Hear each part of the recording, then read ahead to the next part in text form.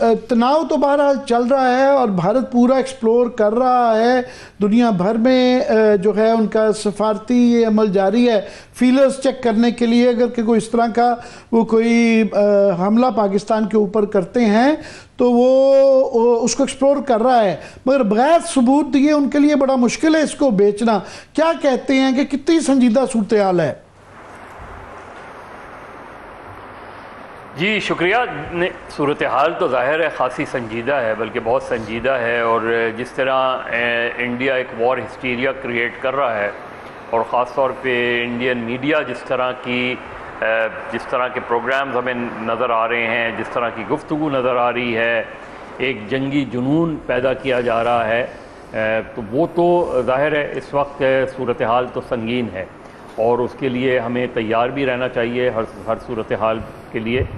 लेकिन साथ में ये भी कोशिशें होना चाहिए कि अगर जंग चलती रहे तो बेहतर है, क्योंकि हमें पता है कि जंग के नताइज क्या होते हैं इसमें। तो कोशिश तो यही होनी चाहिए और ज़ाहिर है इंटरनेशनली एक्टिविटीज़ को ज़्यादा हमें देखना चाहिए। हमारा जो मौक़िफ़ है वो बहुत वाज़ेह है और हम पाकिस्तान की तरफ से मुसलसल ये कहा जा रहा है कि कोई भी इंटरनेशनल इन्वेस्टिगेशन के लिए तैयार हैं हर सूरत में। उसमें अब देखना सिर्फ ये है कि आप डिप्लोमेटिकली दुनिया को ये बावर कराने में कामयाब होते हैं या नहीं होते हैं, और क्या इस मसले पर भारत से अमेरिका या दूसरे जो उसके रवायती इत्तेहादी रहे हैं, क्या वो जो है इस सूरत हाल में अपना रोल प्ले करेंगे या नहीं करेंगे। अब तक हमें इनडायरेक्ट तरीके से तो चीज़ें नज़र आ रही हैं कि कहीं ना कहीं हो रही हैं, लेकिन और यूनाइटेड नेशन की तरफ से भी ये बात आई है, सेक्रेटरी जनरल के हवाले से भी ये बात आई है कि दोनों ममालिक जो है वो इस टेंशन को कम करें किस सूरत में। लेकिन ये टेंशन बेसिकली इंडिया की तरफ से क्रिएट की जा रही है और दुनिया को ये देखना पड़ेगा दोनों चीज़ें। इस वाक़े की तहकीकात के लिए भी जो है देखना चाहिए, ह्यूमन राइट्स वॉच जैसी ऑर्गेनाइजेशंस को वहाँ भेजना चाहिए। इंडिपेंडेंट इन्वेस्टिगेशन जो है उसके लिए ऑलरेडी जो है एफ़र्ट्स करनी चाहिए। इस तरह पाकिस्तान ने अपने जो बलूचिस्तान में जाफ़र एक्सप्रेस वाला वाक़या हुआ था, तो पाकिस्तान ने कहा कि कोई भी इंटरनेशनल जो है एजेंसीज़ आके इन्वेस्टिगेट कर लें इसमें। तो मेरा ख़्याल है पाकिस्तान का मौक़िफ़ तो बड़ा स्ट्रॉन्ग है, लेकिन बदकिस्मती हमारी ये है कि हमारा मौक़िफ़ स्ट्रॉन्ग सिर्फ हमारे यहाँ रहता है। दुनिया हमारे मौक़िफ़ को कितनी संजीदगी से लेगी ये सबसे इम्पॉर्टेंट बात है। और दुनिया क्या भारत पे ये बावर कराएगी कि आप ये जो एक जंगी जुनून पैदा कर रहे हैं इसको कम करें, ख़त्म करें और नेगोशिएशंस का रास्ता इख्तियार करें। अब तक हमने देखा कि पिछले जब से मोदी की गवर्नमेंट है वो बिल्कुल भी पाकिस्तान से बातचीत करने को तैयार नहीं है, किसी भी लेवल पे वो किसी भी तरह के ताल्लुकात कायम करने को तैयार नहीं है। और हत्ता के स्पोर्ट्स के ताल्लुकात भी हमने देखा कि ख़त्म कर दिए गए। अब बॉर्डर बंद हो गया, जो है जो दोनों तरफ के सिफारतकार हैं वो उनकी तादाद कम हो गई। कम से कम इतना एक at the end of tunnel हमें नज़र आता है कि कम से कम मज़र एक और जो मैं आपके ज्वाइन करने से पहले प्रवीण सोनी का दिखा रहा था, ये किताबों के मुसन्निफ़ भी हैं, अस्करी माहिर हैं, भारत की इंडिपेंडेंस की बात करते हैं हमेशा। तो उनका इस ख़तरे का उन्होंने इजहार किया कि इस वक्त चूँकि एस्केलेशन जारी है, इस बात का इम्कान हो सकता है कि भारत जो है काफ़ी अच्छे से हमारे और उनके LOC के ऊपर सीज़ फायर है। अभी जो है लाइट आर्म्स का एक्सचेंज बहुत हो रहा है, गोलाबारी इधर उधर से हो रही है, मगर बाकायदा तौर पे ऐलान नहीं किया भारत ने जो कि कर सकता है सीज़ फायर ख़त्म करने का। सीज़ फायर ख़त्म करने का ये होता है कि उसके बाद फिर आर्टिलरी आ जाती है, तोपखाना आ जाता है, जिसका हमारे लिए इशू ये होता है कि वो हमारे जो इर्द गिर्द गाँव हैं उनके ऊपर वो गोलाबारी तोपखाने के ज़रिए करते हैं। हम कर नहीं सकते क्योंकि उस तरफ भी कश्मीरी हमारे भाई होते हैं, भाई और बहनें होती हैं, तो वो एक नेक्स्ट एस्केलेशन का एक लेवल हो सकता है। क्या कहेंगे? देखिए आमिर, सिर्फ यही नहीं है मसला, ये कि हमारा जो वेस्टर्न बॉर्डर है वो भी अभी तक कम्प्लीटली सेफ़ नहीं है। तो दोनों बॉर्डर पे ज़ाहिर है हमारे लिए एक बड़ी अलार्मिंग सिचुएशन है कि हमारे वेस्टर्न और ईस्टर्न बॉर्डर दोनों अगर इस तरीके से सूरत हाल से दो चार हो गए तो काफ़ी संगीन सूरत हाल है। लेकिन इंडिया डेफिनेटली, इसलिए मैं कह रहा हूँ कि इंटरनेशनली जो एफर्ट्स हैं उनको तेज़ करना चाहिए। तो हमें सबसे ज़्यादा हमारा डोमेस्टिकली तो जो आप जाहिर है हम अपने बॉर्डर्स की हिफाजत, ये सब चीज़ें तो अपनी जगह हैं, लेकिन डिप्लोमेटिकली जिस तरह इंटरनेशनल लेवल पे हमें रिस्पांस आना चाहिए, वो मेरा ख्याल है कि मुझे अब तक वो उस तरह का नज़र नहीं आया।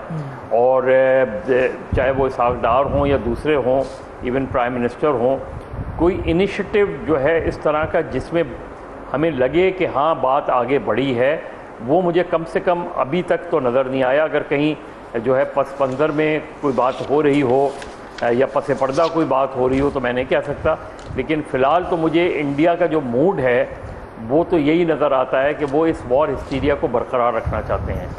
जी, हालांकि इंडिया ने ये तमाम जो सफारती जो मोबिलाइजेशन करने की कोशिश कर रहे हैं, सबूत नहीं दिए। इसका वेस्टर्न मीडिया में, इस तरह मैं न्यूयॉर्क टाइम्स की खबर का जिक्र कर रहा था, सबूत ना देने का जिक्र तो कर रहा है, मगर उसूली तौर पे सिवाय चीन के किसी ने खुल के ये नहीं कहा कि सबूत आपके नहीं दिए गए। सब ने वो जो तरीका होता है कि जनाब आप दरमियान में इसको पुरअमन तरीके से हल करें, और दहशत गर्दी की मजम्मत करती है, क्योंकि भारत की पजीराई नहीं की, मगर हमारे हक में भी कोई ऐसा चीन के अलावा खुल के कोई बयान नहीं आया। आज जो है इसहाक डार साहब ने ये कहा पार्लियामेंट में, सेनेट के अंदर, कि जी हम मुत्तहद हैं, तमाम पार्टीज़ जो हैं इस मौक़िफ़ उनका एक ही है। और इमरान खान का भी बहुत अच्छी बात है कि ऐसे मौके पे तमाम तर चीज़ों के बावजूद उनका भी आया कि जब इंडिया की बात आती है और मोदी का मसला आएगा इस तरह का, तो पीटीआई भी जो है कौम के साथ है, तमाम तर गवर्नमेंट के साथ इख्तिलाफात के बावजूद। मगर मैं समझता हूँ गवर्नमेंट को भी कोई इस तरह का जेस्चर दिखाना चाहिए था। आज जो सारा दिन चलता रहा कि उनकी बहनों की फिर मुलाकात नहीं हुई, उनके वकील सलमान सफदर साहब को नहीं मिलने दिया गया, सारा दिन वो बड़े कोई वो अच्छे विजुअल्स नहीं गए कौमी यकजहती दिखाने के, क्या कहेंगे? नहीं, बिल्कुल मुझे तो ताज्जुब हो रहा है, ये पिछले जब से ये वाक़या हुआ है और जब से ये वॉर हिस्टीरिया क्रिएट किया जा रहा है, जो हमारी लीडरशिप है, जो है गवर्नमेंट है, गवर्नमेंट की तरफ से बिल्कुल अपोजिशन को इंगेज उस तरह तो किया जा रहा है कि जी आपने पार्लियामेंट में जो है इस मामले पे बयानात दे दिए वो, लेकिन जो एक जेस्चर होता है कि आप ऐसे मौके पे कोशिश करते हैं कि आप पीटीआई के लोगों पे सख्तियां कम कर दें, जेलों में अगर मुलाकात हो जाती तो कौन सी क़यामत आ जाती। यानी मुझे तो हैरानगी है कि क्यों नहीं मुलाकात करने दी जा रही, ऐसी क्या चीज़ें हैं, ऐसी क्या रुकावट है कि आप मिलने नहीं दे रहे। आप बजाय इसके कि आप गवर्नमेंट इवन टॉप लेवल से ये बात जाती कि जी बिल्कुल मुलाकात होनी चाहिए, कोई ऐसा मसला नहीं है, ये है ऐसे मौके, बल्कि कोई all parties conference prime minister बुलाएं तो उसमें बुला लें इमरान खान को, उन पर मुकदमा चलते रहें, जेल में भले आप उनको रखें, लेकिन ऐसे मौके पे बुला के एक मैसेज दिया जाता है, दुनिया को मैसेज दिया जाता है, जो कि बदकिस्मती से हम नहीं दे पा रहे। और हम जो है वो एक नेशनल कंसेंसस हम सिर्फ ऑन पेपर बना रहे हैं, सही मानों में नेशनल कंसेंसस नहीं बना रहे हम, वही अपने पिक एंड चूज़ वाला नेशनल कंसेंसस बना रहे हैं। दूसरे फ्रंट पे हमें इंटरनेशनल फ्रंट पे भी, जिस तरह आपने ख़ुद कहा कि चाइना के अलावा हमें नहीं नज़र आता कि कोई इस तरह के हमारे मौक़िफ़ की तायीद में कोई बयान आया हो, हमारे मौक़िफ़ के साथ खड़े रहने वाला कोई बयान आया हो, और कुछ नहीं तो कम से कम इस हवाले से कि इंडिपेंडेंट इन्वेस्टिगेशन होनी चाहिए पहलगाम वाक़े की, वो तक हमें अब तक नज़र नहीं आया। तो अगर हम देखें तो डिप्लोमेटिकली अभी भी हम फॉरेन ऑफिस के लेवल पर, फॉरेन मिनिस्ट्री के लेवल पर अभी भी हम कमज़ोर नज़र आ रहे हैं। जी, और साथ में अच्छा था कि आज ISPR ने शवाहिद कुछ पेश किए हैं कि कुछ नहीं बल्कि बहुत ज़्यादा पेश किए हैं भारत की इसमें इन्वॉल्वमेंट के। अब बलूचिस्तान में इसमें कोई ढकी छुपी नहीं रहती। वहाँ के जो बलोच इंसर्जेंसी के जो उनके लीडर वीडर हैं, उनके जो है भारत के साथ वो खुल के बात करते हैं, ताने बाने रहते हैं। मगर मैं समझता हूँ कि ये हुकूमत की तरफ से शवाहिद ज़्यादा आने चाहिए थे। ये सिर्फ कोई मिलिट्री का मसला नहीं है, ऐसे मौके पे ये कौमी मसला बन जाता है। मुझे अगेन जो है मैं समझता हूँ कि बड़ा अच्छा किया कि उन्होंने आज सेनेट के अंदर ये चीज़ें की हैं, मगर फिर भी जितना एफर्ट ऐसे मौक़ों पे गवर्नमेंट को और प्राइम मिनिस्टर को खुद वहाँ पे मोटी नज़र आ रहे हैं। वो जलसों में जाके इस तरह की बातें कर रहे हैं। यहाँ पे जो है बहरहाल कि एज वो करिश्मा फॉरेन मिनिस्टर के तौर पे वो नहीं बन सका, तो ये लीड करना चाहिए प्राइम मिनिस्टर को। क्या कहेंगे?